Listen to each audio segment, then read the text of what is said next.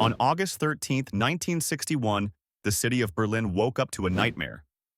Overnight, a concrete wall began to rise, splitting families, friends, and an entire nation in two. The Berlin Wall wasn't just bricks and barbed wire. It became the most powerful symbol of the Cold War, a world divided between freedom and oppression, hope and fear. For 28 long years, the wall stood as a scar across Europe. East Germans were trapped behind it, under a regime that restricted their rights and silenced their voices. Many tried to escape to the West, chasing the dream of freedom. Some made it, many didn't.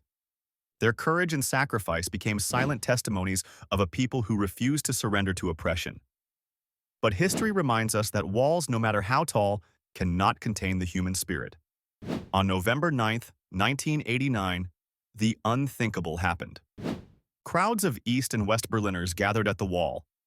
The guards, overwhelmed, opened the gates. And in that moment, the wall fell not just physically, but as a symbol of division. Families embraced after decades apart.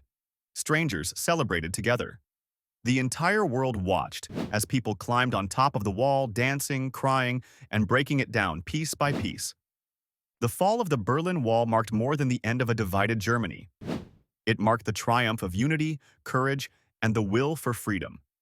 Today, fragments of that wall remain silent reminders that no barrier is stronger than the human desire for connection and hope.